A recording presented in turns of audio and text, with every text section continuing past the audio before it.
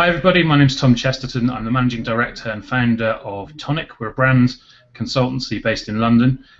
Welcome to episode 8 of TonicWith. For anybody who's not listened to or watched one of these events before, we are trying to meet and talk to interesting people, much as you would do in your professional life, and then share those conversations in an inspirational way to people who are in the broader talent acquisition community. We've met some really interesting people so far. Hopefully you guys are all enjoying that. We're getting some really good stats as well, which is really pleasing. So I think the last data that I saw suggested around 10 countries, around 1,000 people seeing each one of the recordings, although that's clearly growing over time. So if this is your first time, welcome. If it's more than once, thanks very much for sticking with us. I guess that means we're doing something right. So today we're meeting with Wesley Hendricks. Wesley is one of the most widely travelled talent acquisition specialists that we've met. He's got a really broad history that covers startups and agency side, as well as being in-house, and is currently working in LinkedIn. So without further ado, Wesley, do you want to say hi and introduce yourself? Yeah, of course. So, hello everybody, and actually I think you did a pretty good job already. I am Wesley Hendricks. I am a Dutch guy living in London, my 4th month in London, so that's pretty cool. Been working at LinkedIn, I think about 18 months now. So before this I worked in Amsterdam. I think that's a short introduction of who I am. Yeah, very good. And what's your view on the differences between talent acquisition in London and the UK versus the Netherlands and the broader European picture, Wesley? Yeah, it's funny that you say that, because my expectations were that the UK market would be further, in the sense of more busy with employee branding, more busy with social media strategies. But to be honest, I don't see a big difference between where they are at and where the Netherlands is at. Yeah. So I wouldn't say it's a big difference, actually. No. Okay. I think that there's a commonly misheld myth, actually, that the UK has that advantage. I think there are areas where there are distinctions and differences, but the gap, if there ever was one, is closing far more rapidly than most people give credit for, particularly at the cutting edge, which is obviously where you're working at the moment. Yeah, absolutely. No, I totally agree. Yeah. So tell us a little bit about how you ended up working with LinkedIn. You have got a really interesting career history, and I'm interested in what the path was and how you ended up doing what you're doing now. It was a calling. Okay. It was a really good one. So I started my university in human resource management. Ended up as a consultant with a staffing agency. Pretty much directly saw that I had more with the softer side of being a consultant than the hard side, and the hard side being the business side, being get the business development going. So I was asked to create my own branch for that staffer that I was working with, and the only thing that we did, and remember that's 2004, was build relationships with candidates. Okay. From there, I went to another big staffing company within the Netherlands, and I started as a corporate recruiter. Then I saw there's a need for somebody who does the entire sourcing part, so I did all the booleans and things like that for the entire team. Then I did an extra post-bachelor degree on online communications. And from there, my career really took off, because in that case, I was working on employer branding, I was working on brand advocacy. I actually launched the Brand Ambassadors program, which is really cool and which is still in place with that staffer, by the way. Did that successfully, so successfully that in 2001 I was called out as the most influential recruiter of the Netherlands, so that was pretty cool. Wow, congratulations. I didn't know that bit. That's a great thing. Yeah, it's 2011, but that was the case that LinkedIn also got to see me, because I was interviewed by news senders and things like that. Okay. So that, in a nutshell, is my career, how I ended up at LinkedIn, at least. Yeah. Okay. So if you through all of that, I'm seeing there are consistent common threads of innovation and doing things differently and building relationships, and I guess using technology as a part of the way that those relationships get built is something that's there as well. What is it that motivates you? Is there something that drives you as a person to be successful as a professional? I'm very ambitious, and I always love the challenge. And next to that, I always love to build relationships with other people and try to make them more successful. So that was something that I've been achieving every time. So if you look at my entire career path, I've always been the one who has built those relationships, and by doing so, it got me further every time. So so funny. I did a presentation last, and one of the panelists, she was talking about online karma. So I really believe in karma, but online magnifies that like so many times. So yeah, the entire branding part, also from a personal branding part, has helped me become more successful, and yeah, landed me the job as well. Okay, and do you take that into your personal life at all? I don't know very much about what your personal life is like or what you want to share, but I guess that there are things that we all do in our private lives that feed through into who we are as professionals as well. So do you get that sense that what you've just described does play both into you the person as well as you the professional? So I'm not sure if I understand exactly what you mean, but if you look at what I do as a professional, I think it is not a big difference of who I am in personal life. Better yet, if you look at all my social profiles, for instance, I have on my LinkedIn profile that I'm a big Muay Thai martial arts fan, and that I've practiced it, and that I've been a judge and a referee and all those kind of things. Yeah. So I have loads of discussions with people that I talk to about, and they are like, why did you put something that personal on LinkedIn? Because LinkedIn is being seen as a business initiative.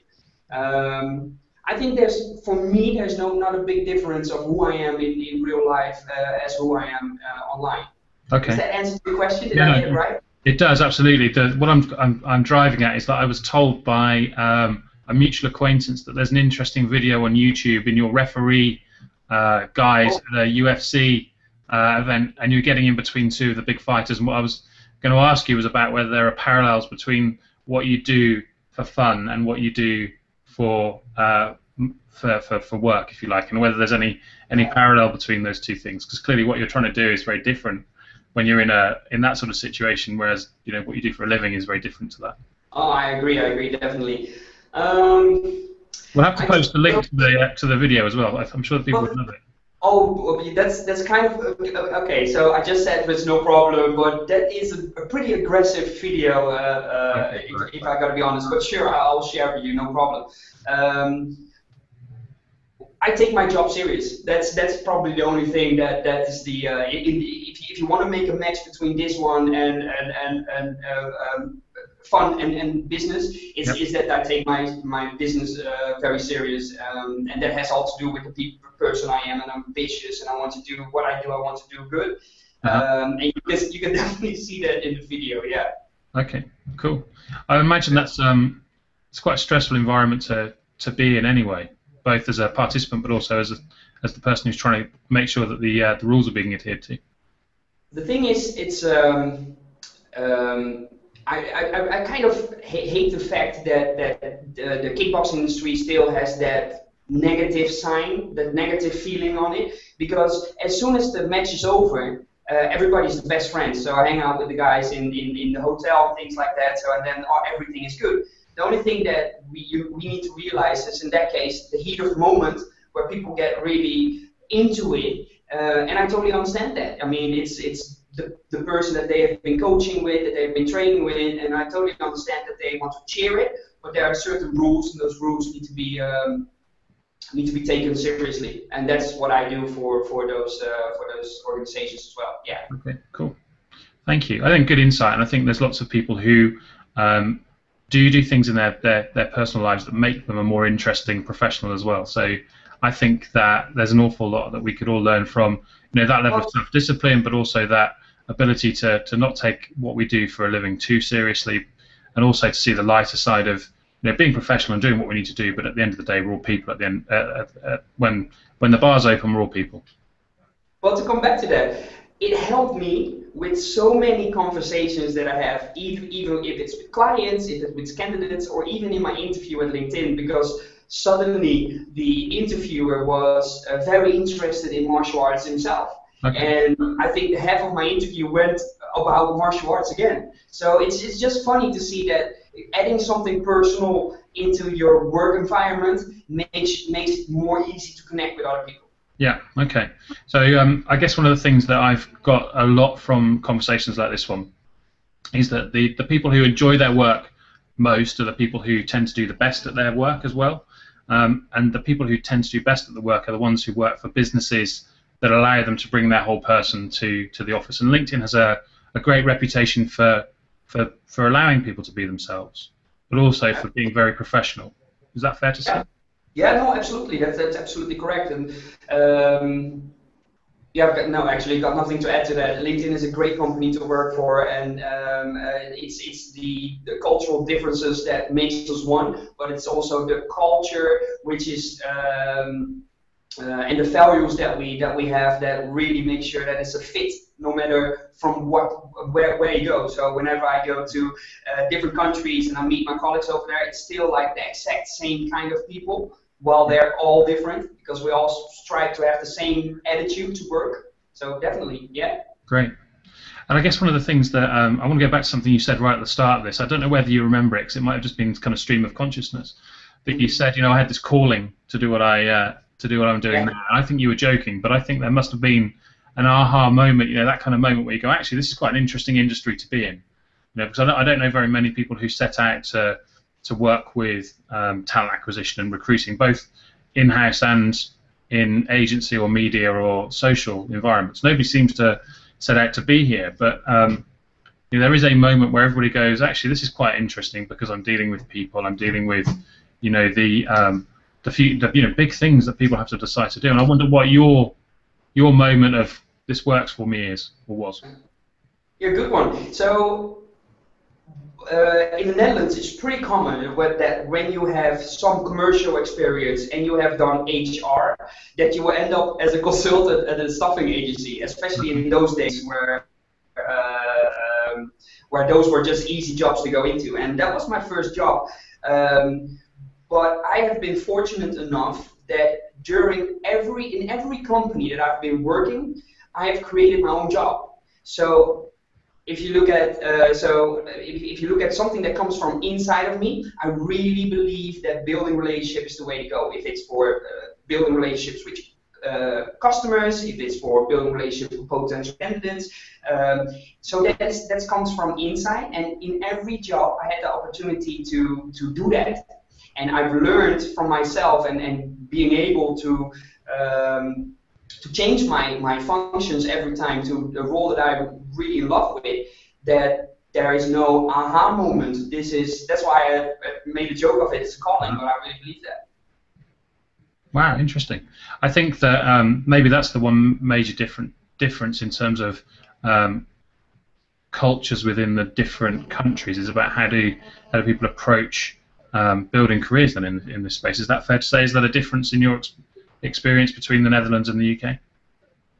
I kind of lost you there. Can you repeat the question? Yeah, sure. I was just saying that I wondered whether you'd say that is a difference between the Netherlands and the UK in terms of how people find themselves working in the talent acquisition environment. That's an interesting one.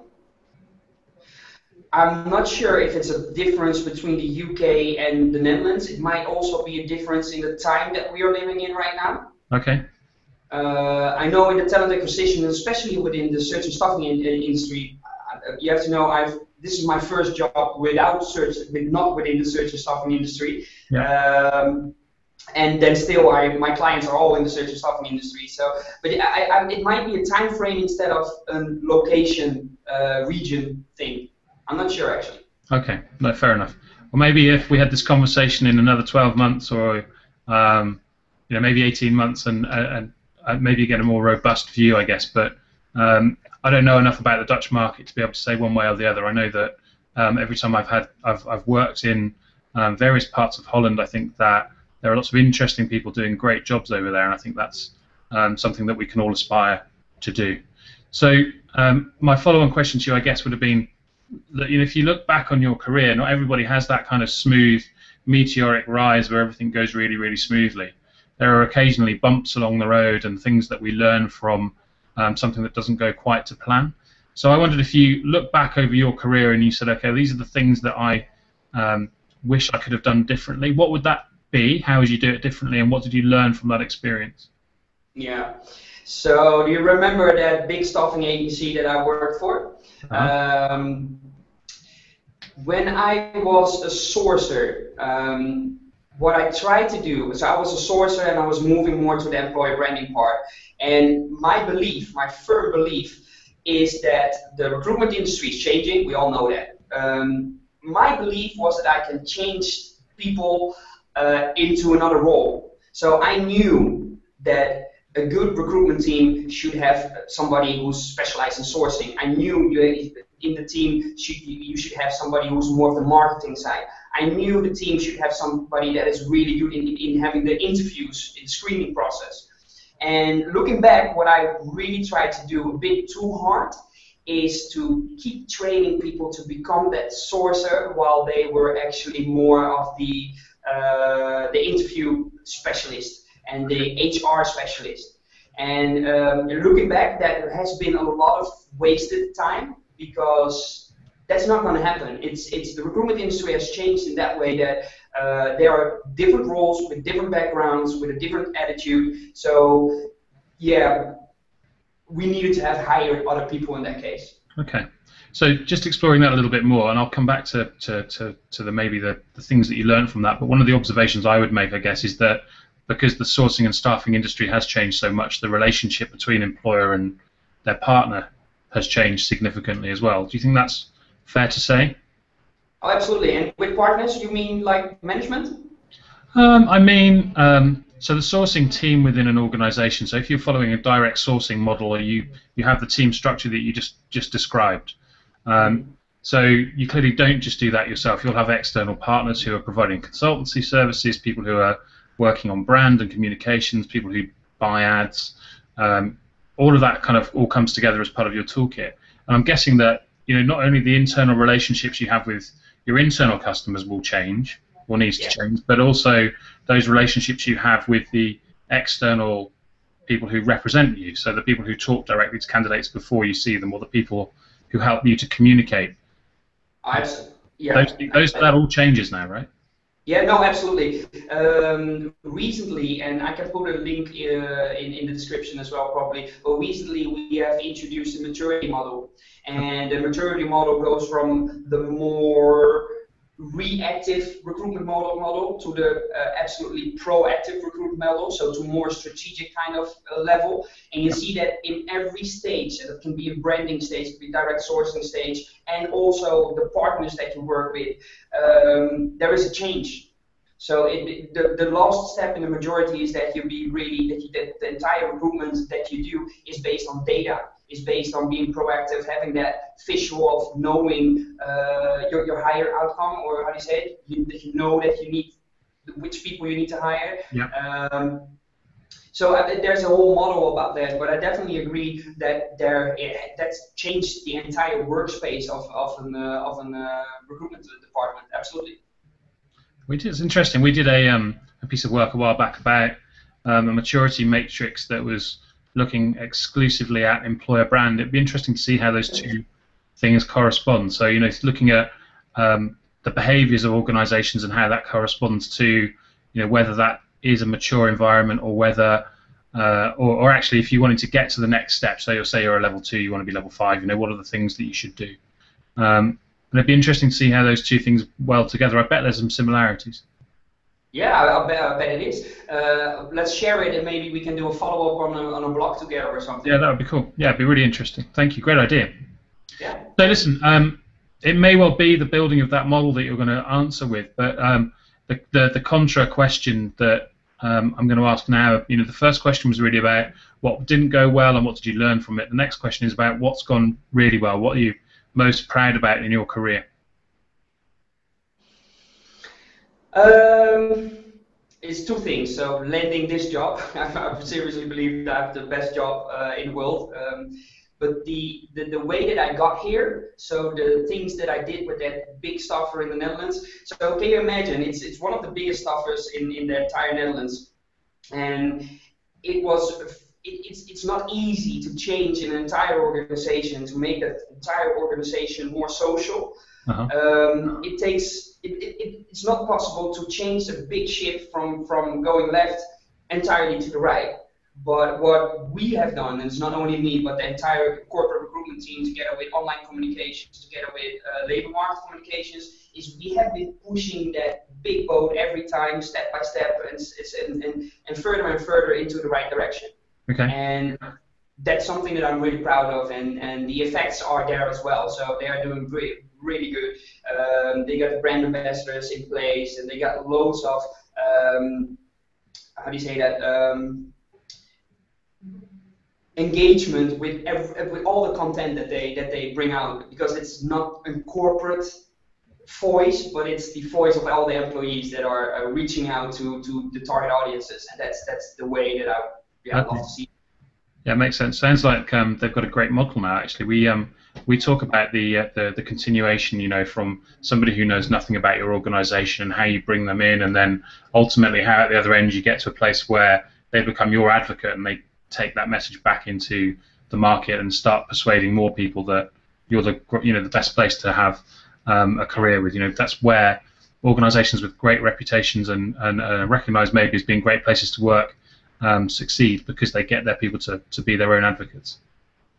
And what is really important is to remember that it shouldn't be only about your own employees, but it should definitely also be about your own employees, about your potential candidates, and also your alumni. So we had a great alumni program. We invited all the alumni at a special event where we, treated them well. So we had loads of, they call that boomerang recruitment, so people that come back to us as well. But we had loads of referrals coming after that sessions as well. So it's all about, again, building those relationships with everybody that has something to do with your brand. Wow, it's great insight. I think it'd be really interesting to look at that in a bit more detail. I'll have to get some of the social feeds from that organisation from you, and we'll maybe have a look at those and share those as well. That'd be really interesting. Absolutely, yeah. So another social occasion that I really like, and one day I will get to go to this, Wesley. I'm going to drop in some subtle hints about invitations and tickets to this. Is Talent Connect. I hear an awful lot of good things about it, and I guess that there are going to be some people who are watching this who've been to Talent Connect. Some people who've enjoyed the parties at the end of Talent Connect, and at the same time there'll be other people who have no idea what Talent Connect is. So I don't know whether you could give a bit of an overview in this, because what I'm going to try and get to, I guess, is that if you look at the current market, there are so many changes that are happening at the moment. It's only really when you get that kind of gathering of people together that you get a real sense about what some of the big challenges are that are facing talent acquisition teams in country and on a broader level as well. So maybe you could tell people a little bit about what Talent Connect is, and then maybe give some of your experience about what some of the biggest challenges for talent acquisition teams and HR teams are at the moment, in your view. Okay, so let's start first with what Talent Connect is. Talent Connect is an event that LinkedIn organizes across the world. For EMEA, we hosted it in London. This is stupid, I should know. I think it's somewhere in November. Do you know, by the way? I remember it being early winter, so November, December I think is about right. It is November, but I don't know the exact date, and again I can leave it somewhere because it's really beneficial. What we do is we invite our customers and prospects as well to come over and to talk about the industry. We have great speakers over there, and it has everything to do with the entire market. And what we absolutely try to not do is make it a LinkedIn story. Yeah. We do not want it to be like, okay, LinkedIn is so great, and LinkedIn is this, and LinkedIn is that. No, we want the voice of our customers, but we also want like people that are really well known in the market to speak and to teach us how things work. I was fortunate enough that I was presenting myself as well last year, so that was pretty cool. And I think it was a week ago or 2 weeks ago, we did the same event, but then specifically for the search and staffing industry. Okay. So that was really good as well. So it's just a big industry event, one of the biggest I think in EMEA, by the way. So yeah, definitely you should all check it out. Last year, what's his name? Professor Steve Peters, is that correct? Yes. The chimp model. Yep. Yeah. So he presented, and that was really inspiring. You might think from, okay, what has this to do with the recruitment model? But it's all about getting into the emotion first. Yep. So I believe that content marketing is really important if you look at recruitment as well. And playing into the emotion before you go to the rational. That's something that he explained very well. So yeah, that was really good. So definitely try to come there. Yeah, it's funny. I was talking with some people earlier on today about how recruiting and how talent acquisition marketing has changed over the last maybe 100 years. And I think that if you look at the way that the first maybe 60 or 70 years of recruitment advertising and marketing happened in really general terms, there was probably 70 years where it was just about communicating fact and being very functional in terms of that communication. There was a switch over in the 80s, 90s, maybe early noughties about becoming entertainers. But actually now our job as people trying to make people change the way they behave is really about giving them an emotional reason to change and to think about how that emotion can be brought through. It's kind of, there's this what I was saying about, it's just about making people move. Moving people emotionally is our job at the moment. And if we can do that in the right way, they'll be aligned better to our businesses. They'll perform better when they're in role. So I couldn't agree with you more. Yeah, love it. Yeah, really good guy, by the way. Love to have chats with him. It's really good. Yeah. Cool. So listen, so from that, what would you think the biggest challenges facing HR are over the next 4 or 5 years? How do you see the market changing?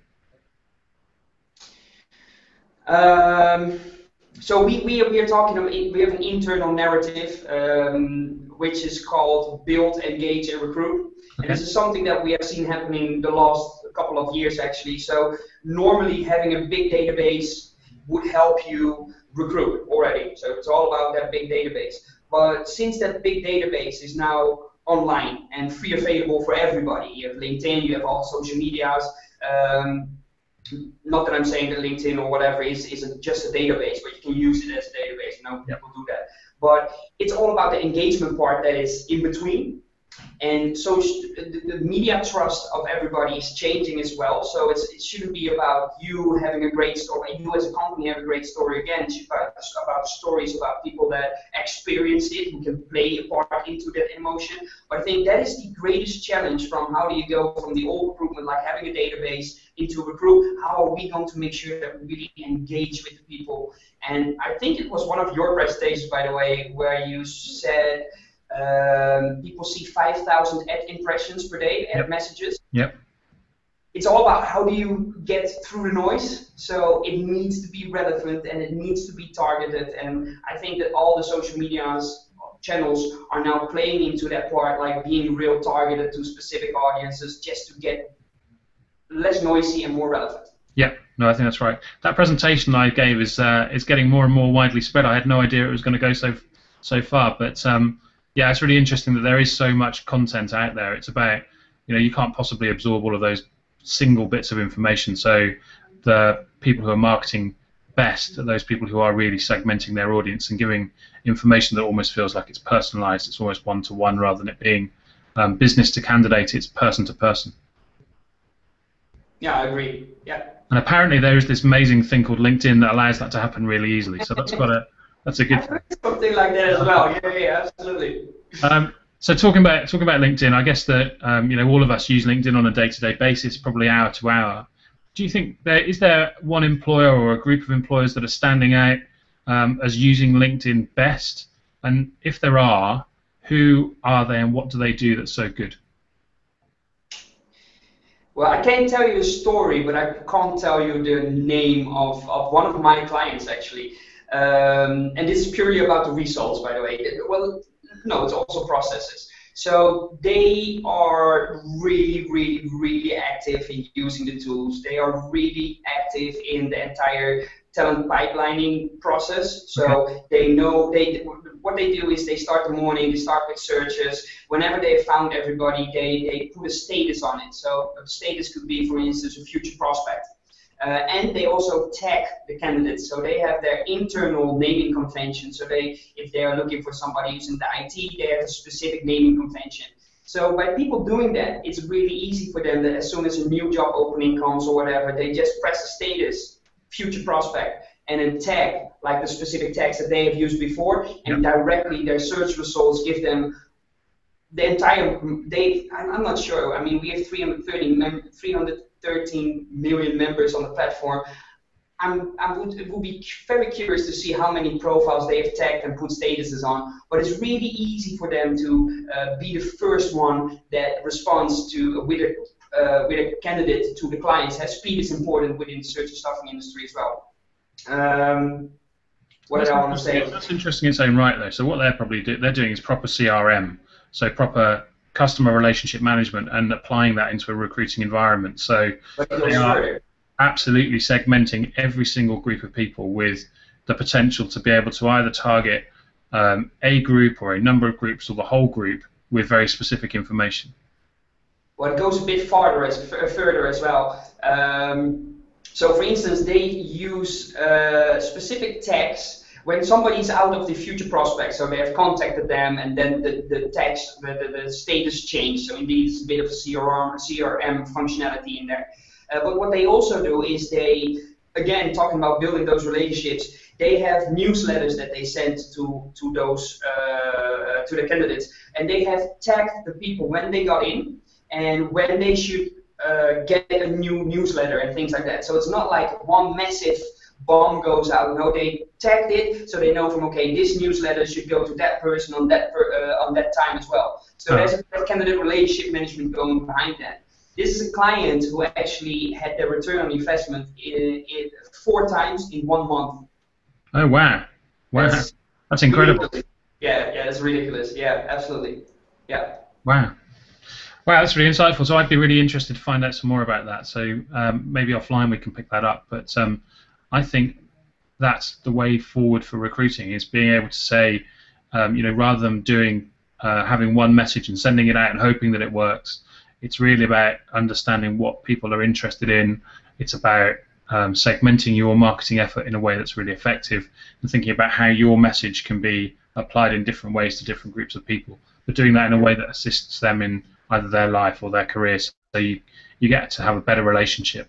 And it sounds like that's the start of that process maybe kicking in. So good. Yeah, we're actually helping clients right now with building personas. Okay. It's like segmenting, right? So knowing who is what and what kind of interest he has and where can you find him. It's not LinkedIn. Hey, maybe we should use another social network. We're helping clients with that. So we're really trying to be that strategic business partner. Okay, wow. I think that's definitely a step forward. I think one of the things that people do struggle with sometimes is by almost building out that avatar of the type of person in terms of their characteristics. But I think there's another level onto that, which is around what is the motivator, what is as you said earlier on, what is the emotional need of this group of people, as well as the fun. Yeah, exactly. So I think there's a step to it. But good. So listen, you've given us loads of your time today. I know you've got things to do. I want to say thank you very much for that. I guess one of the questions I normally leave towards the end is, if we were coming back to talk to you again in 12 months, you said right at the start that you were an ambitious guy, that you wanted to do great things with your career. What would good look like for you in 12 months? What would you be doing, do you think? So in the Netherlands, I kind of made a name for myself. So if you look at the personal branding perspective, everybody within the industry, well, loads of people within the industry really knew me. I want to make that happen here in the UK as well. It's just, it brought me so much, and I love sharing, and people love sharing with me as well. So I want to learn from every professional there is out there in the UK. So please connect with me. And another thing that I'm working on is analytics. So that's a personal objective for myself, because we have loads of analytics that we can share with our clients, but I want to make sure that we help clients to see the entire landscape and all the effects that all the different channels are having for them. So I want to help them with that. So that's something on a personal note. Wow, That's yeah. Okay, good. I'm really impressed by that as an answer. So thank you very much. Thank you. So listen, I'm guessing that people can connect with you on LinkedIn. Is there any other social networking available, or is that where the best place to hook up with you is? Well, I'm a social media addict, so I'm on everything. But best thing for you guys to do is to follow me at Wesley Hendricks on Twitter, or definitely connect on LinkedIn. Okay, cool, lovely. Listen, thanks very much for spending some time with us today. I've really appreciated that, Wesley. I think great insight, great information actually about the way that the market is changing, the importance of emotion, the way that people connect in with each other, and how that happens, and how easy it is actually for organizations to start putting in place some really robust segmented marketing approaches. So I think really good content from you, so thank you very much. I hope everybody else has really enjoyed that as much as I have. We'll be back next week with episode 9. I know who I'm going to be talking to, but I'm going to leave it as a surprise for then, so I'll see you all next week. Thanks very much, and thanks, Wesley.